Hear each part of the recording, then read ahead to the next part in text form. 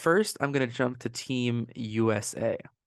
And boy, is this a juggernaut of a team for Team USA. In previous tournaments, USA in theory should always win. But at the Olympics, we never send our best players.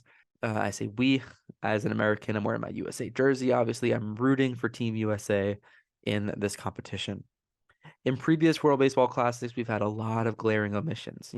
The best players usually weren't going. Mike Trout wasn't going, Bryce Harper wasn't going, but we still had MLB All-Star teams.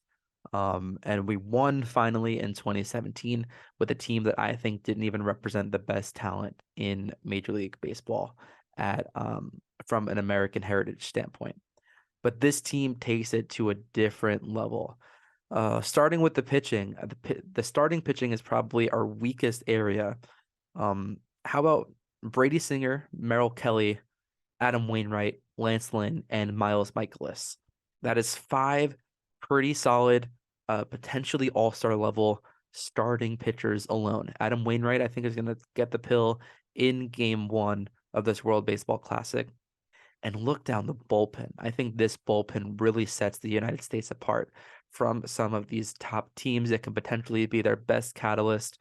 We've seen already in the WBC how the scoring goes up later in the games when you're getting to your fourth, fifth choice pitchers on these teams that aren't as deep. How about Daniel Bard, David Bednar, Kyle Freeland, Kendall Graveman, skipping a few, Adam Ottavino, Nick Martinez, Ryan Presley, Brooks Raley, Devin Williams. That is about as lethal of a bullpen and a shutdown of a bullpen as you can get. And that's not even getting to the American position players who are going to put up numbers at the plate.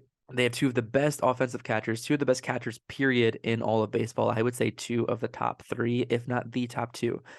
JT Realmuto is probably going to be the starter at catcher, followed by Will Smith, who is going to get a bunch of DH time, I would imagine.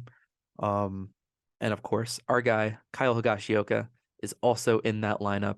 He is going to be the third string catcher. He's there for the ride. He's there for vibes. Who doesn't love Higgy? In the infield, Nolan Arenado, Trey Turner, Tim Anderson, a backup shortstop. Jeff McNeil, your likely second baseman, backed up Bobby Witt Jr.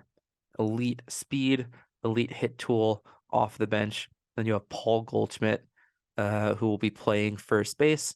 Pete Alonso will probably be DHing or get a lot of DH time, backup first base time.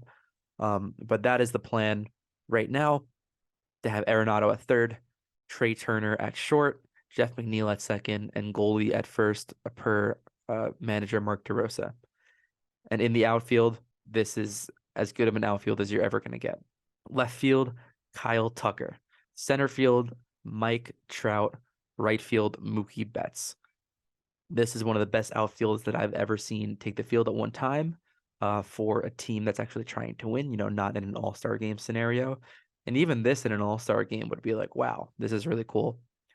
Casually have Kyle Schwarber and Cedric Mullins both on the bench. Kyle Schwarber, against right-handed pitching, is probably going to DH per manager Mark DeRosa. Pete Alonso might get some lefty platoon time against DHs, maybe even Will Smith, who smashes lefties. This is a really good team. Looking at previous teams and up against their competition, I think the USA have a legitimate shot to win this tournament, and they should win the pool. They're favorites to win the pool at a -400.